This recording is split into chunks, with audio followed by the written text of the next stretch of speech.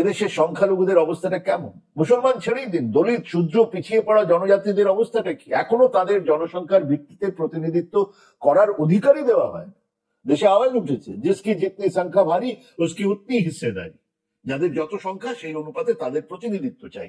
16% মুসলমানদের জন্য 3% সরকারি চাকরি, 70% পিছিয়ে পড়া শ্রেণী, জাতি, উপজাতিদের কাছে 18% সরকারি চাকরি, আর 27% মাত্র উঁচু জাতির মানুষদের কাছে 63% চাকরি আছে। এটা হিসেব। আর এই বৈষম্য সামনে এসে হাজির হচ্ছে, এই বৈষম্যের বিরুদ্ধে আওয়াজ উঠছে। বিজেপির ভয়ে জনগণনা পর্যন্ত করাচ্ছে না। আর এই মূল সমস্যা থেকে মানুষের নজর ফেরাতে কখনো এক দেশ এক ভোট, কখনো ইউনিফর্ম সিভিল কোড, কখনো নানান রকম, কখনো বাংলাদেশের সংখ্যালঘুদের নিয়ে কুমিরের কান্না কেঁদেই চলেছে।